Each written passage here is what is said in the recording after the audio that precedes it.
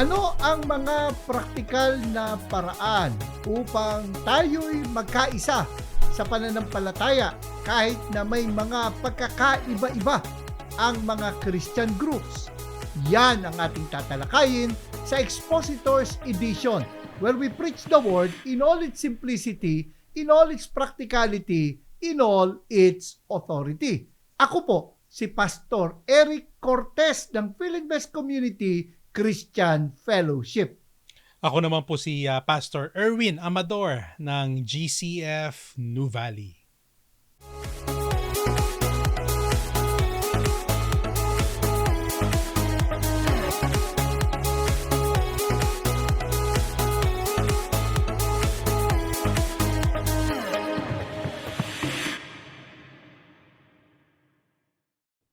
At muli, ating i-welcome back ang ating pong kasamahan, si Pastor Erwin Amador at si Pastor Mike Carino ng Grace for All Coalition. Magandang araw sa iyo, Pastor Erwin, Pastor Mike.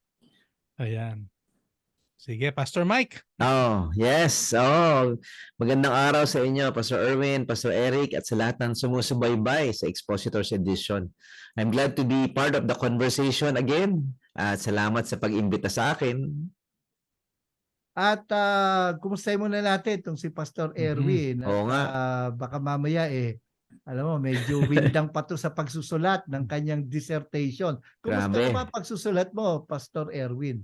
Oo nga, eto, tuloy-tuloy pa rin ang pagsusulat. Tapos nang ipasa yung first 3 chapters ng dissertation ay naipasa na natin. At ngayon yung pagpapatuloy naman, although may mga sabi nga humps on the road dahil kailangan ibalik ako ng advisor do sa dean kasi nga raw kakaiba yung aking dissertation.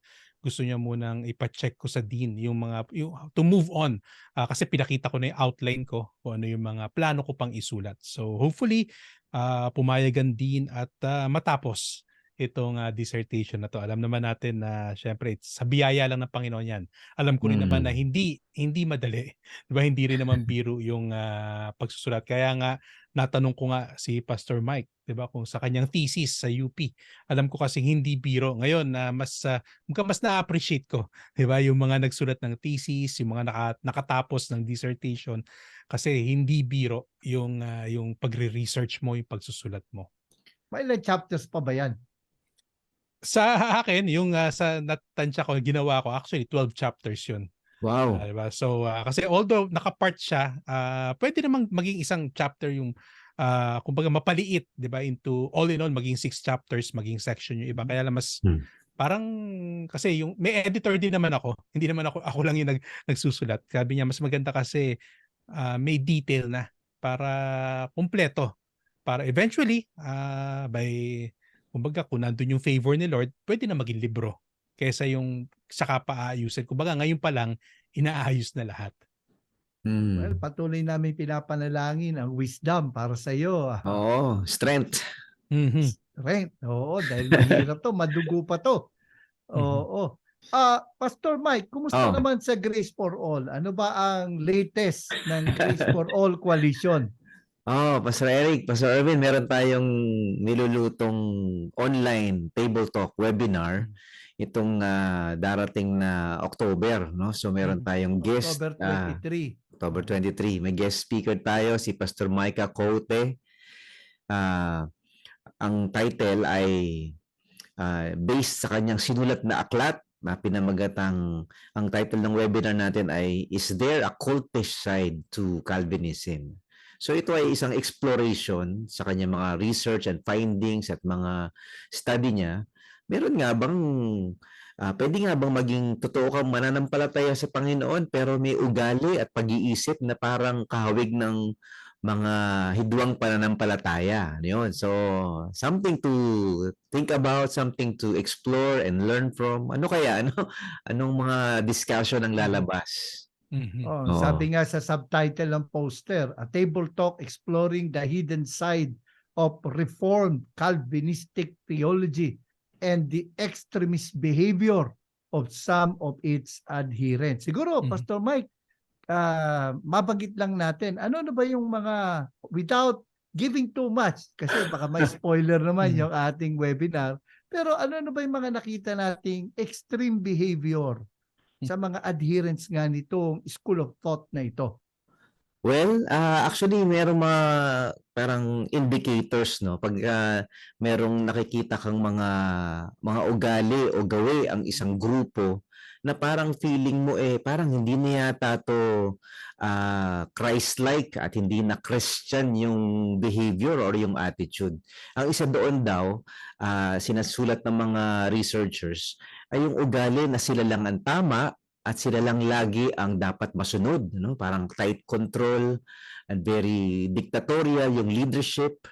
At meron ding parang ugali na dismissive at bashful, ano? Binabash at binubuli at hinaharas at kumbaga very damaging, very hurtful to the Christian family, to the body of Christ. Kasi nga parang ini-insist or ini-impose nila that their views are the only legitimate orthodox view and they have parang self-imposed role or mission in life to be the guardians of orthodoxy by destroying, by hurting, and by hating others who do not agree with their views. Yon, isa yon, ano? Among many traits ng tinatawag nilang parang cultish. Hindi naman kulto, iba ang kulto, iba rin ang cult-like or cultish. Well, magandang ako sa akin, una yung nagiging reaksyon nila. No, may iba naman, naturally, yung response nila, kakaiba talaga kasi yung title. Pero may iba talaga na iba na yung mga banat. At kumbaga, pinapakita nun na talagang kailangan talakayin itong paksa na to kasi yung mismong tatalakayin, nakikita nating inuugali nila doon pa lang sa nakita nilang title ng webinar. Tsaka Pastor Eric, no, Pastor Erwin, parang sinasabi natin na hindi naman lahat ng nasa ganoong theological system or theological perspective or Reformed Calvinism ay may pagka-cult-like at hindi naman lahat din ay bullies at hindi rin lahat salbahe o mahilig mangwasak ng mga simbahan or mag-promote ng church splits or mag-incite ng hate or rebellion against the pastors who disagree with them. Hindi lahat, no? So, sinasabi lang natin na some extreme behaviors can be found with their adherents or followers. Magandang talakayan yan. Ikaw, Pastor Erwin, naka-encounter ka ba ng mga reaction dyan? Alam ko, kahit na sumusulat ka, hindi ka pa naman nagkaroon ng sariling mundo. Tama, mabuti na lang at kahit papaano, kahit konti, 'di ba, ay papyaw ay nai-explain ni Pastor Mike yung cultish kasi nga alam ko na magkakaroon talaga ng reaction, 'di ba? Especially wala ka sa academe world, 'di ba? Iba talaga rin naman talaga yung dating ng word na cultish. Iba po 'yon, sabi nga ni Pastor Mike, iba yung pagkulto na, 'di ba? Sabi lang natin cult-like yung attitude. Take note, ang lagi pang binabanggit ni Pastor Mike ay yung attitude, 'di ba, ng mga ito. At talaga naman meron, 'di ba? Sabi ko nga ay talaga ng iba ay nakikita ko sa mga post din naman ng iba, kaya lang medyo hindi na lang kailangan pansinin sa ngayon at ako may iba pang pinagtutuunan ng pansin. Kaya buti na lang sumabay doon kaya para at least walang kumbaga sa akin hindi ako masyado na-stress, 'di ba? Dito ako na-stress ngayon talaga sa aking pagsusulat. Yeah. Well, sa akin lang ito, maganda bago mag-react, makinig muna. Kasi sabi ng Bible, quick to listen, slow to anger. Yun ang ating dapat tatandaan. So dapat ay mag-register na lang sila sa ating webinar para makita kasi free itong webinar na to at hindi ho ito i-replay. Kumbaga po ay hindi ho yung tulad ng mga nakaraan naming webinar na kahit hindi ka naka-attend, ipopost na lang sa Facebook page ng Grace for All Coalition, hindi na ho ito ipopost na ganon. Although, we will still record it for future reference kasi baka mamaya may church na gustong magpa-seminar nito. At ito yung material na pwede nating ipahiram. Pero maganda, Pastor, para maiwasan, bagamat hindi ito magiging paksa ng webinar, no? tayo on our end, paano maiwasan ba na ang maging tingin mo ikaw lang ang tama? Mm. Paano ba maiwasan na ah, kumbaga paano matitiyak na maging gracious ka pa rin kahit sa mga taong nagdi-disagree sa'yo? Yan. Alam mo, some theologians have proposed a formula or a template para maiwasan yung parang feeling of monopolizing orthodoxy or feeling superior, sila lang ang dapat na Kristiyano o sila lang ang dapat na right belief or correct theology. Ang ginamit ng mga theologians, itong categories ng preference, persuasion, or principles. At yung sa ibang mga label ay major doctrines or primary doctrines, secondary doctrines, and matters of opinion. Yun yung kanilang mga categories, no? Preferences, persuasions, principles. Mhm. Yan. At ito'y minsan na rin na ipaglingkod ng Expositors Edition, pero magandang ulit-ulitin at syempre iba rin kapag kasama natin si Pastor Mike Carillo. Mhm. Di ba? Yes. Siguro doon muna tayo, Pastor. General view muna. Ano ba pagkakaiba ng tatlong ito? Principles, persuasions, at preference. Ayan. So, since the beginning of Christianity, na nagsimula ang mga apostol at ang Kristyanismo, marami na talagang pinag-aawayan at pinagtatalunan ang mga mananampalataya. No, iba-iba yan, ano? Merong questions about eating meat, drinking wine, worship style, fashion preferences, or music preferences, ano? Secular music ba, rock music allowed, or women as leaders or ordained pastors, pwede ba ang mga babae, no? Bible translations debates, views on eschatology, may rapture ba, kailan bang rapture, etc. Mode of baptism and so on.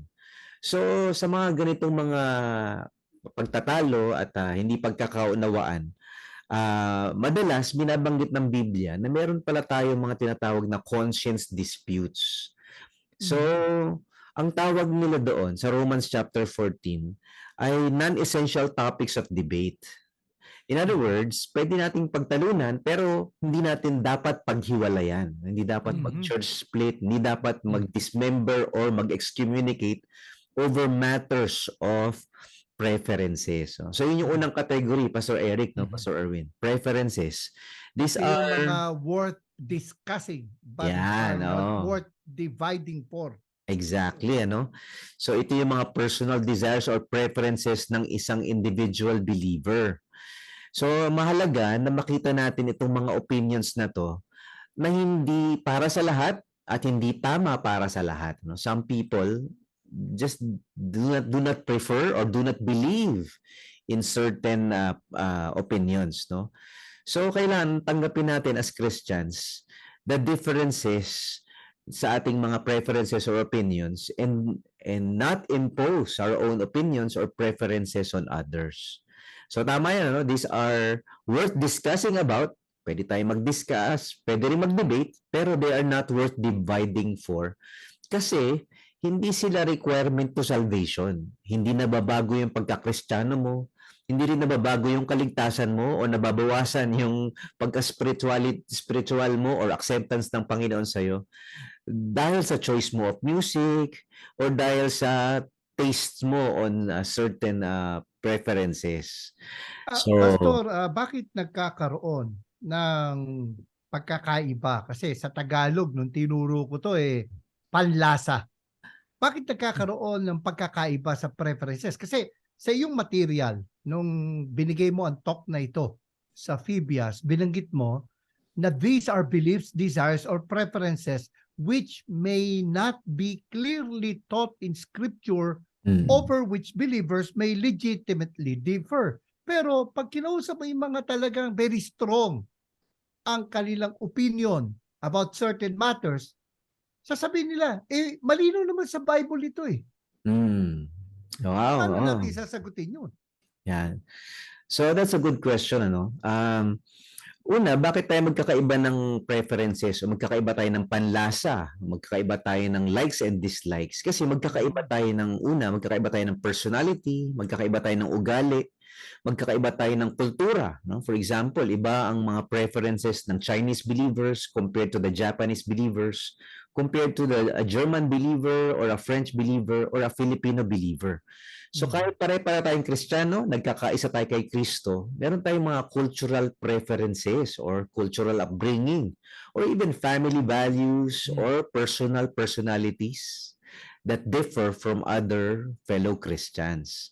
So apektado lahat niyan yung ating sense of fashion, no? Sense of politics, and then even our worship style. Magugulat kayo, no? Iba mag-worship ang mga Korean kumpara sa mga Pilipino, kumpara sa mga Christian Arabs. Iba rin ang Jewish form of worship. So culture plays a lot, personality plays a lot, no? So personality difference lang natin eh.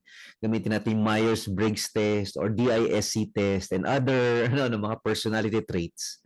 Magkakaiba tayo ng mga pananaw at mga panlasa sa maraming mga bagay. Kaya okay lang na diverse at different tayo sa ating mga opinions and preferences and still be one in Jesus, united body of Christ. Si Naalala Pastor ko lang. Erwin. Pastor Erwin. Naalala ko lang kasi nga nabanggit nga. For example, sa worship. Dito sa amin may uma-attend ng mga Nigerian eh. So, iba talaga, di ba? Iba. That's the way they express. Diba? Culture. They're singing songs pero talagang gumagalaw sila eh. Unlike sa yung iba naman namin na kasi nga sa Baptist, di ba? Medyo pasway-sway lang, sabi nga. Diba? Pero yung Nigerian, they expressive. 'Di ba? At okay lang. Sa amin naman okay lang. Dance. Ayun talaga eh, 'di ba? Kumakanta naman sila, sumasabay sila sa mga awitin, wala namang ibang ginagawa. Kumbaga, siguro culture eh. Sabi nga sa nung pinagtanong-tanong ko, hindi ganyan talaga sa Africa. Natural sa kanila 'yon. Kumbaga, hindi mo 'yan maikakahon, hindi mo mapipigilan 'yan. Kumbaga, lalabas at sasayaw at sasayaw eh kapag nakadinig ng music. Pero in fairness, maganda rin talaga yung boses. Natural din sa kanila yung boses nila. Well, ang isa sa binigay na dahilan ng Biblia sa mga opinions ay yung issue ng conscience. Yung pinaguhugutan ng tao. Diba? Kasi sabi nga sa Romans 14, binanggit mo Mike, sabi dito sa verse 1, as for the one who is weak in faith, welcome him but not to quarrel over opinion. Yes. Yung weak in faith dito, basically, yung background o bagahe nung tao regarding a certain matter. Kasi binanggit dito, one person believes he may eat anything while the weak person eats only vegetables. Walang kilalaman nito sa kalusugan. Isipin lang, weak dito, physical weakness, kundi hindi sila makakain ng karne dahil sa pangamba na ito ay nai-offer sa Diyos-Diyosan. Binabother sila ng conscience nila. At marahil sila'y naging kabahagi rin ng pagsamba sa Diyos-Diyosan. Kaya itong mga karni na to, nagpapaalala nung kanilang dating buhay, kaya nag-i-struggle sila. Nagkakaroon sila ng alinlangan kung kakain ba sila o hindi. Ngayon, naguhugot tayo ng mga verses na may apply to our situation, to our personal situation. Pero hindi ibig sabing binding yun sa iba. Kasi sabi ni Paul, one person esteems one day as better than another while another esteems all day alike. Each one should be fully convinced in his own mind. Yes. Alam mo, Pastor Eric, in connection to that, meron akong experience na umattend ako ng isang Christian leaders retreat. At doon sa retreat center na yon, ang gandang spiritual facility. It's a Christian facility. Very amazing program as well, yung conference. During the break, merong billiards, basketball, bowling, billiards, and merong mga card games, mga board games.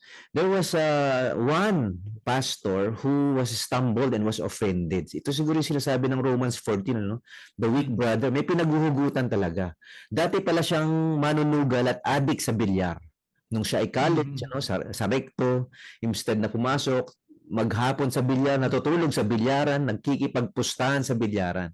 So when he saw a group of pastors and Christian leaders who love the Lord na naglalaro ng bilyar, medyo nahirapan siya, nag-struggle siya, no? Parang tingin niya demonic, tingin niya nagkakasala. Hindi naman Erwin Amador ang pangalan ng tao yun.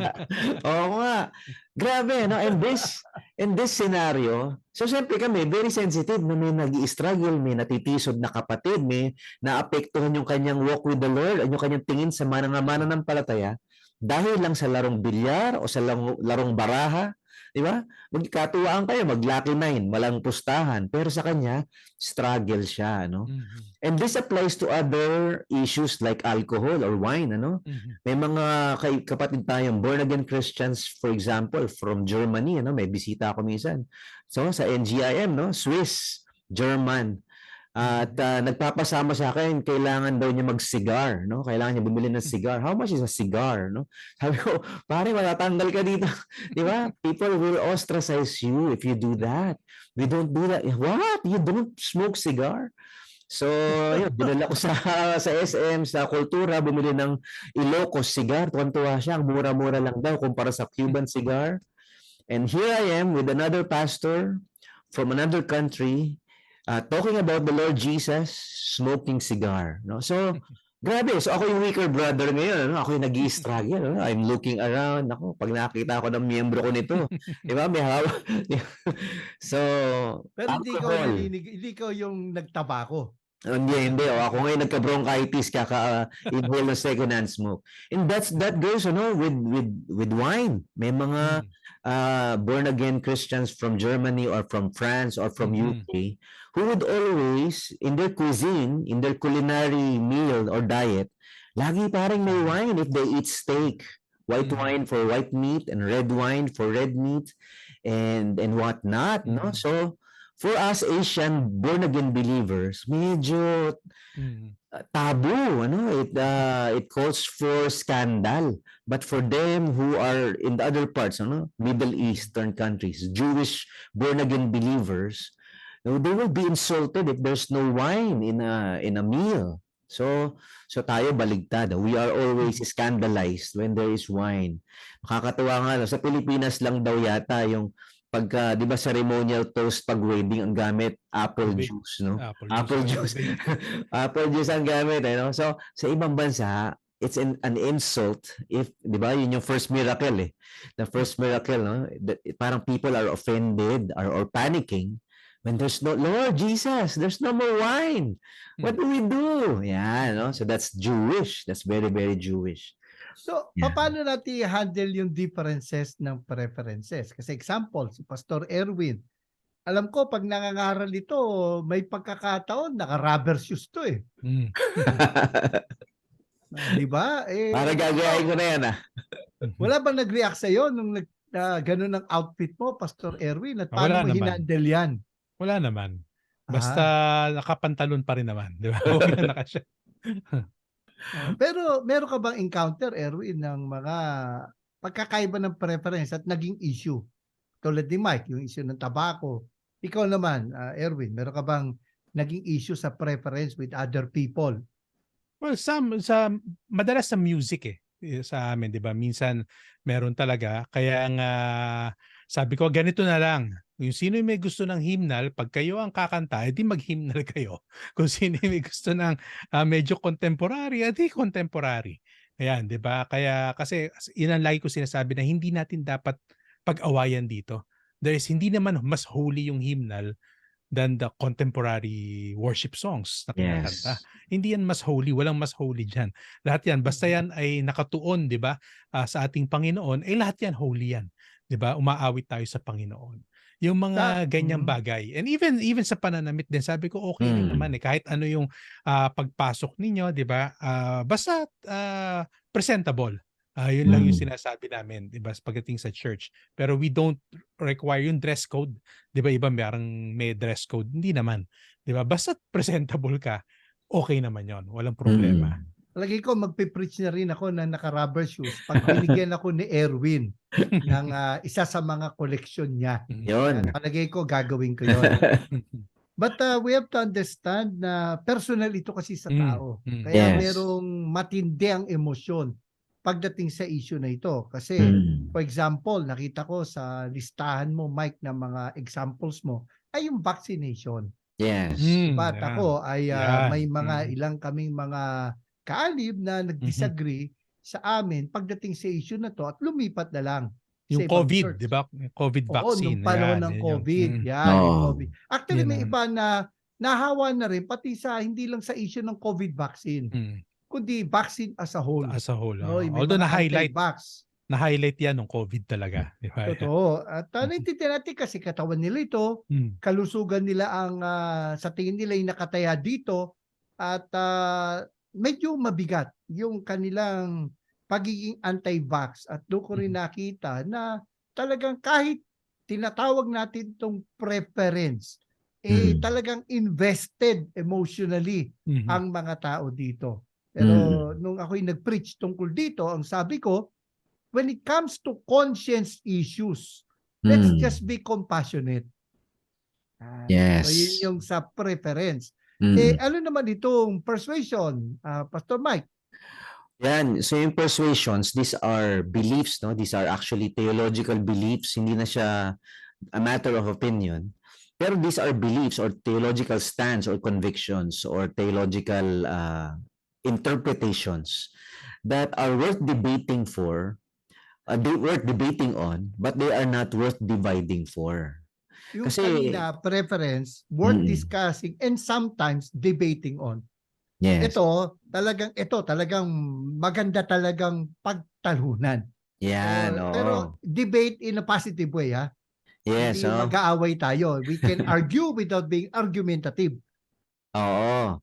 So we can still fellowship with fellow believer, with other Christians, even when we disagree, since they are not matters central to the gospel or required to our salvation. Mga example nitong mga persuasions category na to ay, for example, forms of church government, modes of baptism, so immersion ba, pouring ba, or sprinkling lang ba?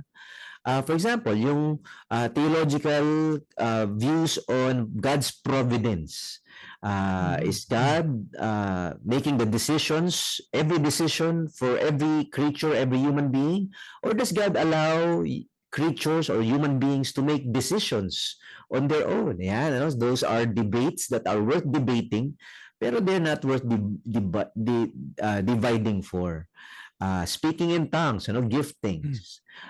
Yung positions on election and predestination. Ayan, maraming theological views, evangelical perspectives on that.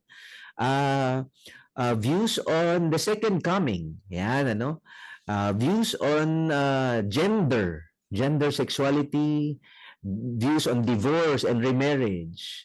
And many more.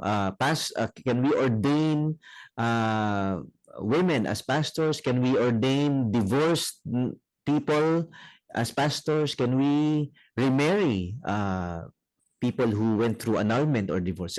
So these are theological issues that are worth debating, but it should not separate us from other believers dahil lang hindi tayo nag-agree. Ayan, persuasion ang tawag doon. Dito, yung preference, panlasa. Persuasion, paninindigan. Yan. Alala ko, nung tinuro ko nung Sunday sa church, bakit kami Baptist? Kasi kasama yan sa aming, inilagay ko na sa pulpito, Pastor Erwin, yung membership class namin. So, ngayon, dahil ni-revise ko siya, isinama ko na yung Baptist distinctives. What sets us apart? Kasi, Pastor Mike, kami ni Pastor Erwin, ay kabilang sa Conservative Baptist Association of the Philippines. So sinabi ko na ito yung ating distinctives, what sets us apart from other Christian group. That doesn't mean na tayo lang ang totoong iglesia, pero ito yung paninindigan natin bilang isang iglesia. Yung aking sinabi, ito yung persuasion. At hindi ko kumbaga wala talaga sa introduction ko, pero as I was about to be called na paakyat sa pulpit, na-realize ko, dapat pala, pinasadahan ko to. At so, ginawa ko, bagamat wala sa PowerPoint, in-explain ko na na itong issue na to, siyempre kasama doon sa aming Baptist distinctive ay yung ang baptism for believers and by Mhm. immersion only at symbolic siya. Hindi siya something na sacrament. At sabi Mm. ko na ito ay ating persuasion. Mhm. Ito yung ating distinctives. Yun ang aking sinabi. Alam mo, kasama rin Pastor Eric, Pastor Erwin, doon sa persuasion category na worth debating on but not worth dividing for is yung belief kung nawawala ba ang kaligtasan o hindi. Mhm. So, ang isang tao na hindi naniniwala sa eternal security, once saved, always saved, pwede pa rin siyang maligtas. Kapatid pa rin siya sa Panginoon kahit hindi siya naniniwala sa eternal security. At yung tao naman na hindi naniniwala do sa nawawala ang salvation, na may apostasy and believers can lose their salvation when they turn their backs on Christ. They are still fellow believers in Christ. So hindi naapektuhan yung kaligtasan mo at yung eternal security mo kahit hindi ka na naniniwala sa eternal security. Kasi ang tanging paraan para ikaw ay maging kapatid sa Panginoon ay ang pananampalataya sa Panginoong Jesus. It's faith in Christ alone that makes us really genuine believers, genuine Christians. So, yung persuasions natin, yung ating mga theological na mga paninindigan, ay mahalaga na ating hinihimay, na ating pinagtatalunan para lalong gumanda at lalong maitama yung mga mali nating mga pananaw, pero hindi naapektuhan yung kaligtasan ng isang kapatid. So, malungkot talaga, malungkot when we bash or label others as heretics or as non-believers or hindi nakapatid sa Panginoon. Some churches, some pastors, we do that. Malungkot, kasi ang dahilan lang pala are persuasion issues. Matter of debate, pero hindi matter of division. Si Yes, Pastor Erwin, oh, may encounter ka ba issue na ito? Persuasion na madalas sinasabi ko rin yan sa membership, yung pagdating sa eschatology naman, di ba? Sa pagbabalik ng ating Panginoon, kasi madalas naman din tinatanong yan eh. Kasi alam ko lalo na nung pumutok itong coronavirus na ito, COVID, talaga namang, 'di ba? Which is good pa rin sa atin dahil kahit papaano pinag-uusapan natin Bible dahil second coming. Pero tinatanong lagi ako sa position. Sabi ko, unang-una po ang pinapaniwalaan natin, babalik ang ating Panginoong Jesus. Yeah. Yan. Sigurado po 'yan. Pag yan yung principle issue yan, ng principle. Oh. Pag hindi ka naniniwala diyan, may problema tayo diyan. Maghihiwalay tayo. Pero kung for example, kasi kami po sa CBAP, 'di ba, ay premillennial. 'Di ba? Now, under premillennial ay may mga sanga-sanga pa po 'yan. 'Di ba? Nandiyan yung rapture, pre-trib ka ba?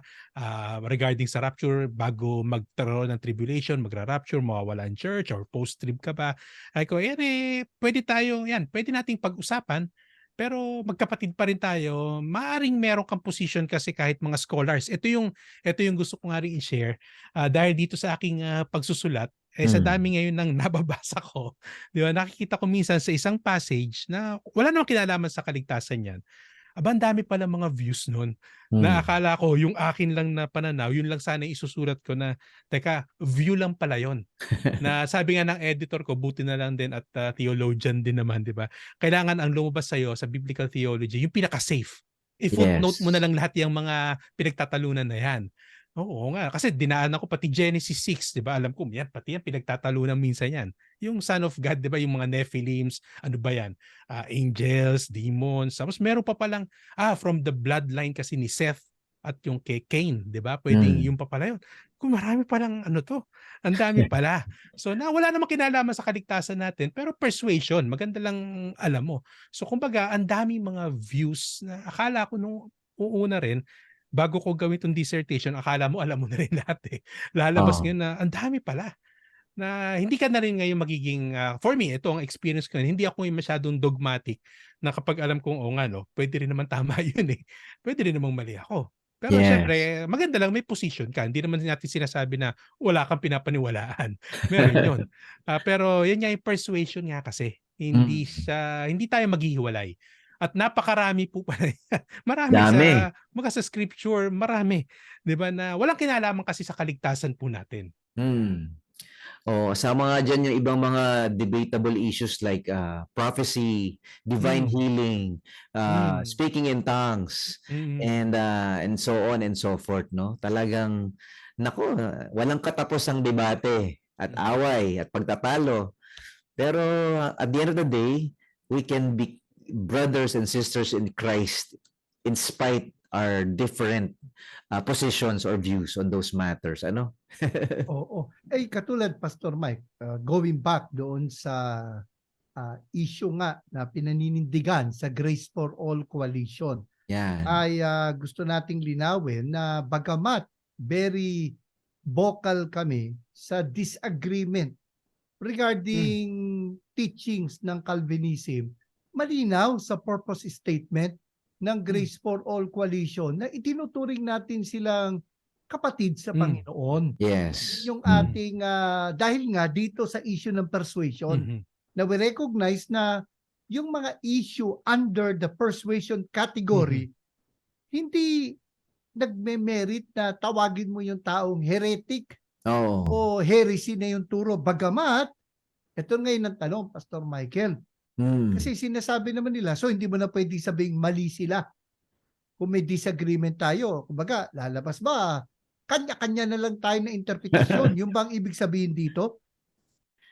Well, we call out, no? We call out if there is a wrong exegesis, wrong exposition, and wrong interpretations among fellow believers. So, yes, we can say sa isang kapatid sa Panginoon, mali yung conclusion mo.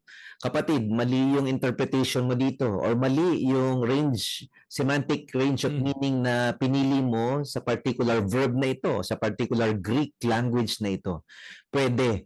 Pero pwede ba siyang magkamali at ligtas pa rin siya? Pwede. Kasi yung issue is a matter of persuasion. No? Whether the issue is about election predestination or about their definition or view on depravity or the atonement, lahat yan ay matters of persuasion. Ibig sabihin, yes, may mga maling conclusion, mga maling perspective dyan, pero hindi nangangahulugan na hindi ka na save o hindi ka na ligtas o hindi ka na kapatid sa Panginoon. So we can go on correcting each other, rebuking each other, and calling out wrong exegesis and calling out tendencies for eisegesis and flawed conclusions and flawed interpretations. Pwede natin gawin yun bilang magkakapatid. Kasi ganun talaga ang theology, no? It's an ongoing collaborative attempt to correct one another and revise our beliefs in light of better evidences, in light of better exegesis, as long as nakikinig tayo sa isa't isa. So lahat ito labas sa ating kaligtasan. Ano? Our salvation is secure in spite of our flawed exegesis. Ano? Parang yun talaga grace, ano? Despite our immature attitudes and wrong conclusions for now. So, kumbaga, na-overhaul yung theology natin, pero our salvation is secure. Well, alala ko dito sa issue na ito, for example, yung issue ng inerrancy. Yan. Ang Bible ay walang mali sa nilalaman. And ako, personally, I hold strongly sa doctrine ng inerrancy, hindi lang doctrine of infallibility. Na ang Bible ay walang mali sa tinuturo, infallibility, at walang mali sa nilalaman, inerrancy. Subalit, matindi itong sinabi sa Chicago Statement on Biblical Inerrancy. Sa dulo, ang sabi ito, we affirm that a confession of the full authority, infallibility, and inerrancy of Scripture is vital to a sound understanding of the whole of the Christian faith. We further affirm that such confession should lead to increasing conformity to the image of Christ. Pero matindi yung dulo. We deny that such confession is necessary for salvation. Ayun, Kasi for ganda. example, si C.S. Lewis, ang alam ko hindi siya nag-hold sa inerrancy. Di ba? Yung kilalang evangelical philosopher na si C.S. Lewis, at ang alam ko yung isang kilalang Greek scholar, si Mounce, ay hindi siya nag-hold sa full inerrancy. Pero sabi rito, ang warning lang ng Chicago Statement ay ito. We deny that such confession is necessary for salvation. However, we further deny that inerrancy can be rejected without grave consequences, Mhm. both to the individual and to the church. So while acknowledging na meron tayong matinding pagkakaiba sa paninindigan, di ba? Mhm. Ay hindi naman ibig sabihin huwag ka nang manindigan. Mhm. Ang sinasabi lang natin ay hindi rin naman natin sisay, huwag mo sabing mali yung tao. Mm. Kundi dapat makita rin natin na even pagdating sa persuasion, no, ay meron ding ideas and consequences. Meron ding epekto to spiritually. Kaya we are to correct one another. Yes, yes. O, naalala ko yung debate about hell, ano? So, some of our heroes in evangelical movement have adopted a metaphorical view of hell, ano? John Stott, C.S. Lewis, and many other strong believers in Jesus and good evangelical scholars have embraced or adopted or started teaching a metaphorical view of hell and an annihilationist view of hell. No? Parang there is hell, there is a place called hell, but it will not remain for eternity. You know, hell will be no more, wicked will be no more. So parang wow. So that debate in and of itself, of course, merong literal view of hell, the majority view for evangelicals. You know, so it's a difficult debate, but it's in the category of persuasion.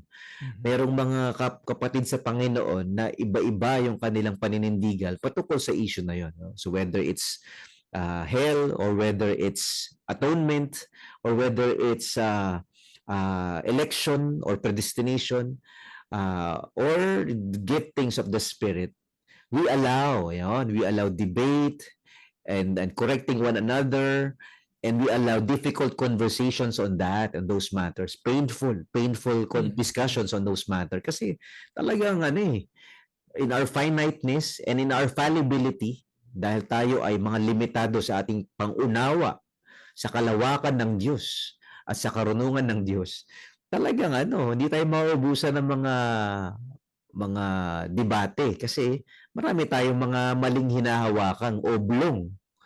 Kung bilog ang katotohanan tungkol sa Diyos, mga oblong yung ating mga pananaw kaya mukhang hanggang langit na lang maihinto ang ating mga debate. Persuasion categories. Yan. At sabi nga, kahit si Pablo, kinilala na we know in part and we Yes. prophesy in part. Bagamat yung essentials na may kinalaman lalo sa kaligtasan, yung titawag na principle, malinaw yun sa Bible. Yon. At yun yung papasok yung pangatlong kategory, principle, di ba? Yung preference, panlasa, persuasion, paninindigan, yung principle, pananampalataya. Ito na Yan. yung sabi nga the faith that was once and for all delivered to the saints. Sabi sa Jude chapter 1 verse 3. At sabi mo nga, Pastor Mike, yung preference worth discussing and sometimes debating, di ba? Mhm. Yung persuasion worth debating on, pero itong principle ang matindi, worth dividing for. Yes, kasi matindi ka yan. Yan kasi these are central beliefs to the Christian faith. And they are crucial to salvation. Pag meron mga paniniwala, meron mga theological beliefs na pagka tinanggi mo, dininay mo, nireject mo, hindi ka na Christian o hindi ka kabahagi do sa faith that once delivered to the saints, passed on to the apostles. Ang mga example nitong principles ay, for example, the resurrection of Jesus Christ. The Bible says, if we deny the resurrection, our faith is useless and our preaching is in vain and we are still in our sins. Ang isang mahalaga rin na theological principle that makes you one of us, who makes you a fellow believer, is the belief in the full deity and full humanity of Christ. Na si Jesus ay 100% na Diyos, 100% na tao. And of course, the doctrine of the Trinity. Yan, napakahalaga niyan, that God is Father, Son, Holy Spirit, one God, eternally existing in three persons. So, yung mga tao na hindi na naniniwala sa Trinity at hindi naniniwala na si Jesus ay nabuhay na maguli, ayun, hindi na sila kapatid sa Panginoon. And tayong mga Protestante, we added one essential to the core teachings of the faith, and that is ang kaligtasan ay sa pamamagitan ng pananampalataya lamang at hindi kasama ang gawa, hindi sa pamamagitan ng gawa. Isa faith alone, in Christ alone, by grace alone. So we added that element of principle that separates us or allows us to divide when a person or when a group denies that salvation is in Christ alone, in faith in Christ alone, and by grace alone.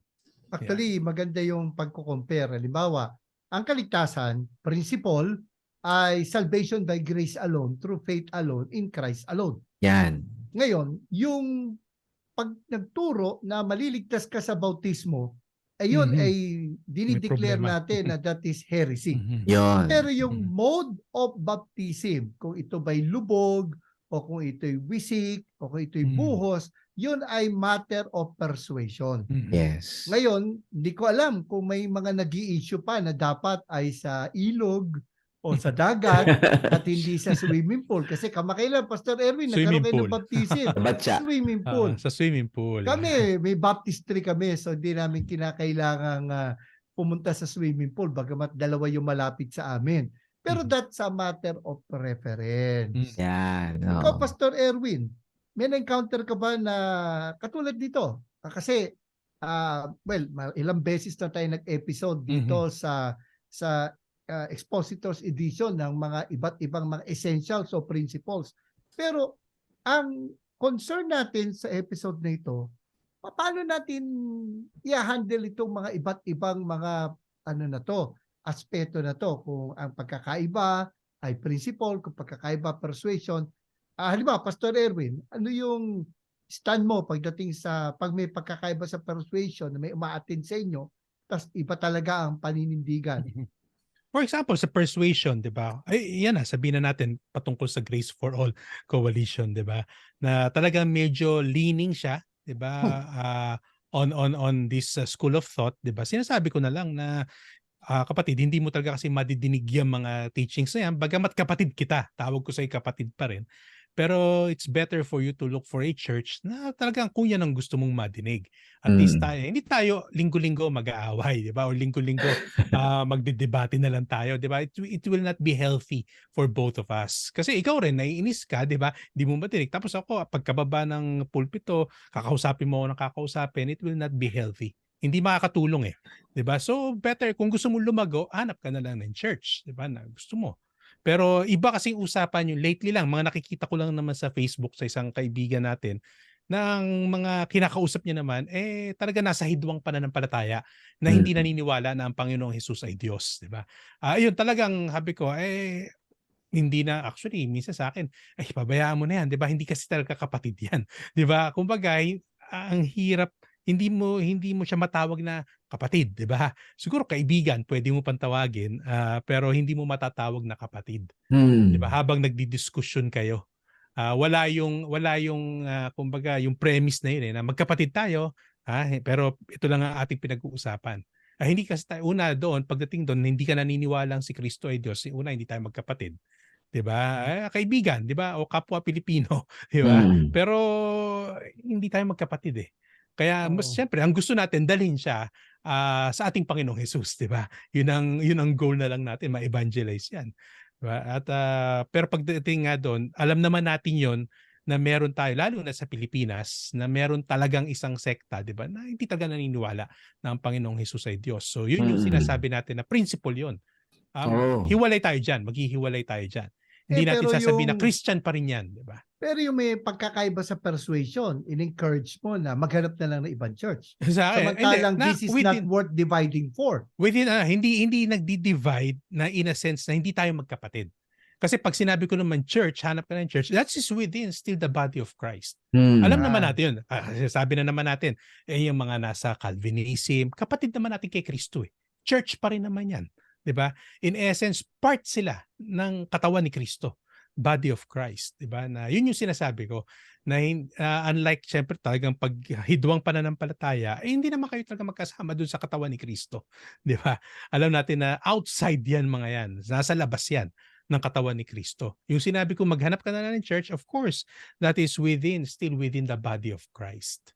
Good Mm. that you clarified that, Mhm. no? Sa amin naman, I think nasa pastor din ang pagta-traffic niyan eh. Ako, I would also might do that kung sakali talagang Mhm. nauubos ang oras naming magtalo. Mm. Yeah. Kesa kumbaga dapat nagpe-fellowship tayo pagkatapos ng service.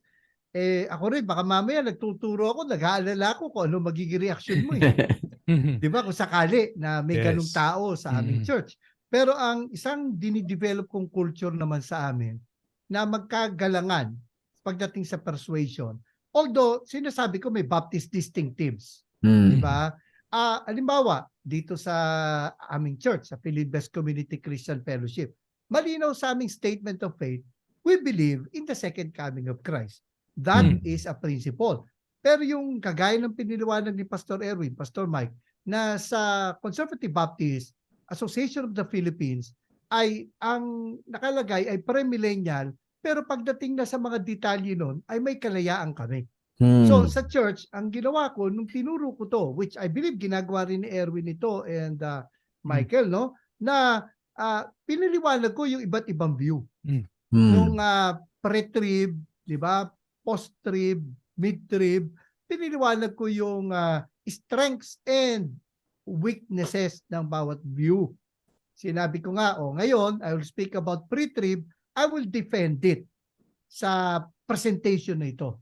Tapos yung sunod na linggo, sinabi ko, pag-uusapan naman natin post-trib, I will defend it. So para makita nila na yung strengths and weaknesses na bawat view, I believe, tayo mga pastor, dapat may ganun din tayong approach pagdating sa mga isyong katulad ng persuasion. What do you think, Pastor Michael, in the last few minutes that we have, ano naman ang tagubili mo sa mga pastor, sa mga iglesia nila, paano i-handle itong mga pagkakaiba-ibang ito? Actually, Pastor Eric, Pastor Erwin, saka sa lahat ng taga-subaybay ng Expositors Edition, ito talaga eksakto. Ito ang dahilan talaga kung bakit nabuo ang Grace for All Coalition. Kasi talagang gusto nating ituro at gusto nating ihamunin at hikayatin ang mga simbahan, ang mga pastor, ang mga mananampalataya na maggalangan sa ating mga theological na paninindigan, lalo na kung ito ay matter of persuasions lang, na hindi dapat ipilit yung ating paninindigan lang ang tama at lahat ay kulto na at kalaban na at hindi na kapatid at sila ay hindi na Kristiyano. So, Grace for All Coalition was born because we wanted to resist tendencies like this na parang gustong maghiwalay, gustong sabihin na yung kanilang paninindigan lang ang tama at gustong i-condemn na non-believer, non-Christian, non-brother in the Lord na yung pastor o yung mga leader na hindi nag-a-agree sa kanila. Sa kanilang persuasion. Sa kanilang persuasion, no? So that is very, very tragic when that happens within the body of Christ, within the family of the Christian, of the family of Christianity. So yun, napakahalaga nito. Ang ganda-ganda nitong pinag-uusapan natin, no? Magkaiba yung preferences, matters that are worth discussing about, sometimes worth debating, pero wag maghihiwalay, wag i-split ang church. Matters of persuasion, ito naman yung mga pwede nating pag-awayan hanggang makauwi tayo sa langit dahil hanggang ngayon talagang limitado, no? We all know in part. I believe yung pag-awayan, metaphorical yun. Okay. Hindi talaga bakbakan. But there was a time it was literal, no? It was very, very bloody. But now, yes, it's intellectual discourses and debates.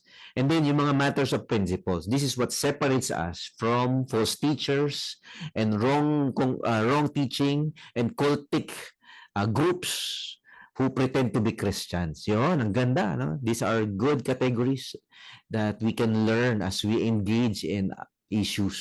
Hindi lahat talaga ay dapat paghiwalayan. Let us also choose our battles. Choose our battles. Yeah. Maraming salamat, Pastor Mike. At mabuti at ito namang si Erwin ay nagkaroon ng panahon, he took a break from his writing para makasama natin ngayon sa episode na ito ng Expositors Edition.